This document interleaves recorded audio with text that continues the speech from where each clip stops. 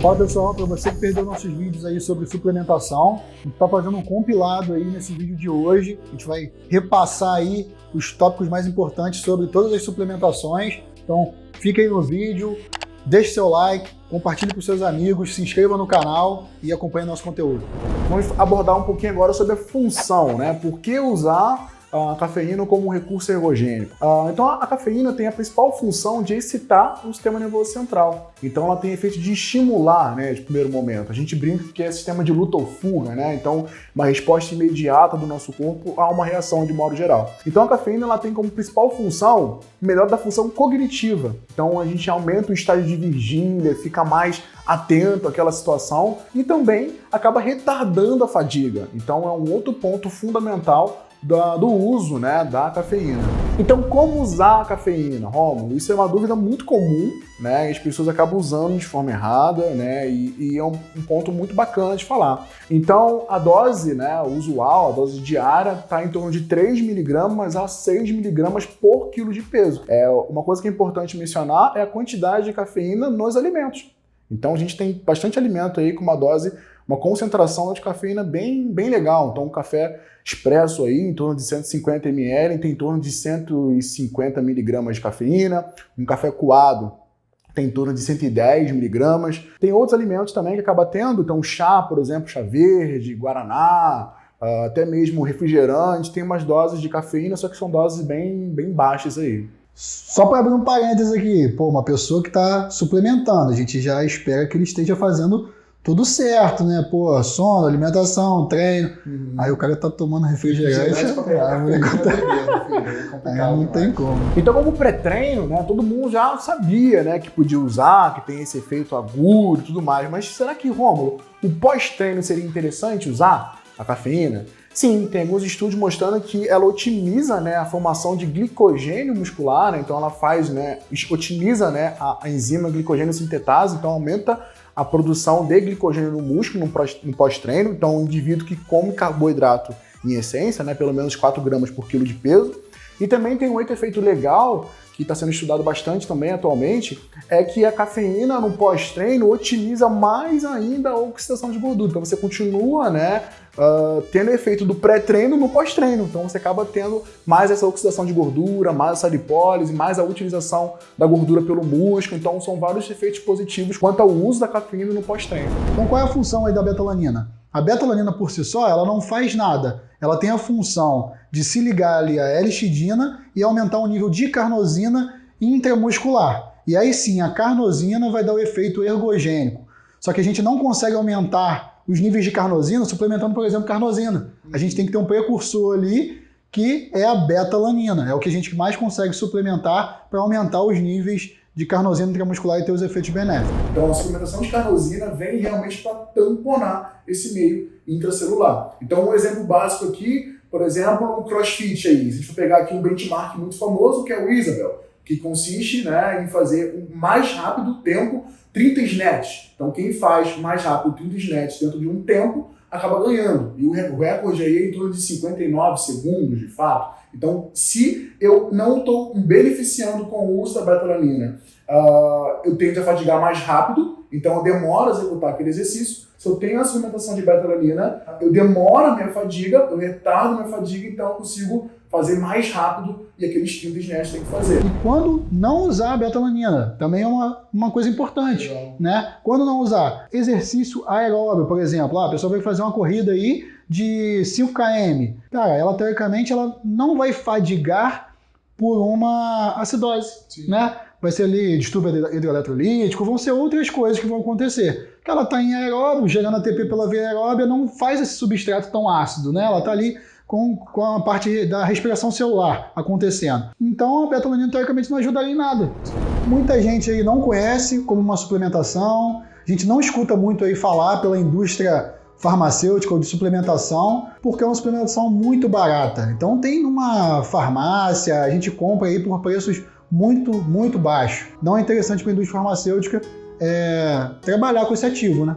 Então, só para a gente poder entender, na verdade o bicarbonato tem várias funções, né? Tem muita coisa aí, inclusive utilidades culinárias. Mas em relação ao recurso ergogênico, né, melhorando a capacidade do exercício, o bicarbonato tem efeito tamponante, né? O bicarbonato é uma substância alcalina, então ela tende a função de alcalinizar o meio, que é um pouco diferente da betalanina, que ela tem função mais intracelular, já o bicarbonato tem função mais extracelular. O bicarbonato, ele reage com o ácido, que é o H+, e faz aquela reação que o Rômulo já falou, de água e gás carbônico. Quando a gente faz a ingestão oral, no nosso estômago tem o ácido clorídrico, né? E acaba reagindo também. E acaba fazendo muito CO2 a nível ali gastrointestinal. Isso ali dá desconforto. Então a pessoa fica com distensão abdominal, fica ali com sensação de arroto o tempo todo, pode cursar com náusea, vômito. E eu tenho um exemplo prático, né, na pele. Eu passei por isso, na verdade eu fui tentar, né, utilizar a dosagem recomendada, e aí eu fui treinar com o uso de bicarbonato, e não foi uma sensação muito agradável, tive que sair correndo, porque realmente eu tive diarreia durante o exercício, era a primeira vez que eu tinha usado, não foi muito legal. E aí existem algumas estratégias, né, que a gente pode utilizar no consultório, que fica mais realmente tolerável. Outra forma de fazer também, já que as doses mais altas, né, são doses altas, ao invés de tomar ali, igual o Rômulo fez, né? Tava empolgado ali na prática dele, já botou logo igual o estudo científico. 27 gramas, né, que fez?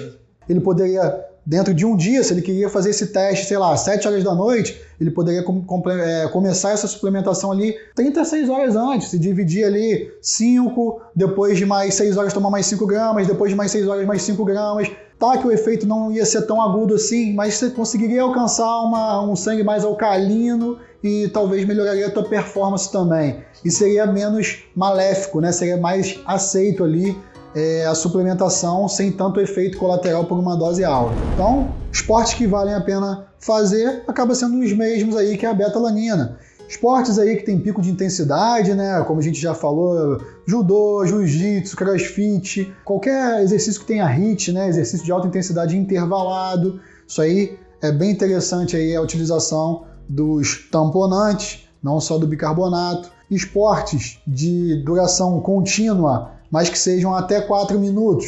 Uma corrida aí de 1.500 metros, uma natação aí de 200, 300 metros, um ciclismo de 4 quilômetros, a gente vê vantagem. Acima disso, o cara que vai fazer uma corrida longa de 5 km, 10 km, já passa desse tempo, aí os estudos já começam a ter tanto resultado bom, aí tem resultado que não mudou do grupo controle, então a gente não vê tanto benefício, já é uma coisa mais controversa na ciência. É até interessante falar um pouco desse assunto, porque tem tanto whey, tanta classificação, né, tanta coisa que está surgindo, essa parte aí de indústria, de suplementação, coisa que está crescendo, mundo fitness, né, que a gente acaba realmente, a pessoa às vezes está comprando ali hipercalórico, só porque tem uma quantidade ali legal de proteína e ele acha que está tomando whey protein.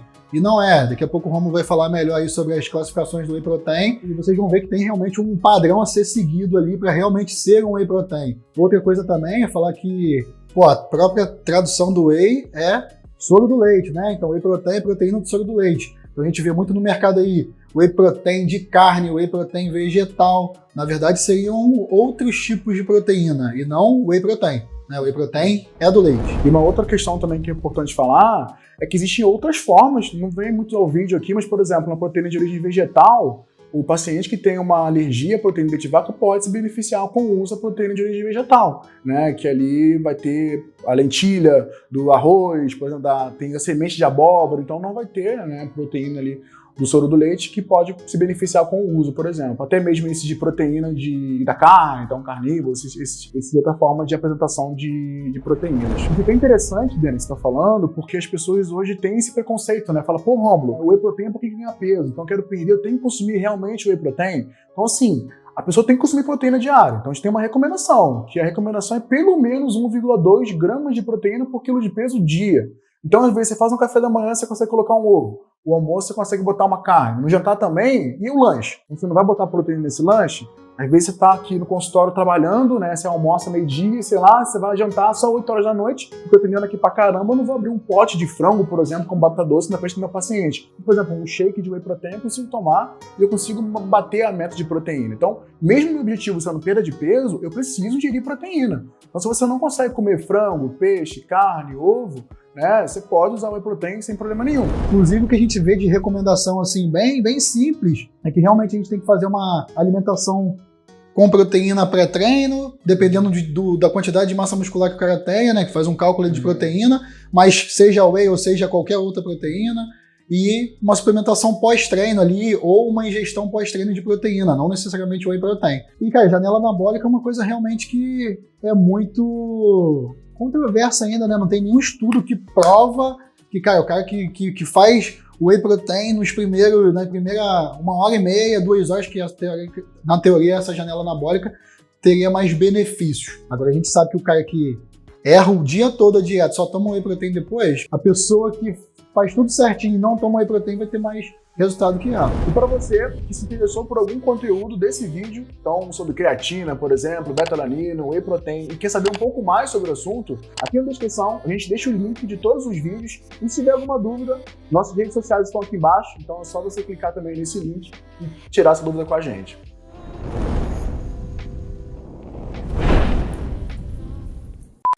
Vamos que vamos! Vamos que vamos, rapaziada!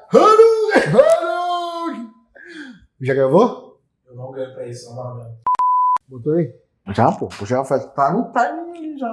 Então tá. Atchak-chanugi. Bota o óculos escuro aqui, ó. Thumb live. Bota o óculos escuro aqui, ó. Ativa o sininho para notificações. Mas aí você fala. Bota aí e se inscreva. Esqueci do sininho. Você esquece do sininho, cara. Mas se eu falar do sininho, eu ia errar no final. Ative os sininhos. Ativa os sininhos. Mas que link? Tem um link, pô. Deixa o link, pô. É que você não assiste o nosso vídeo no YouTube, velho. Todos os vídeos tem o seu Instagram, dele. É, tem embaixo o linkzinho, pô.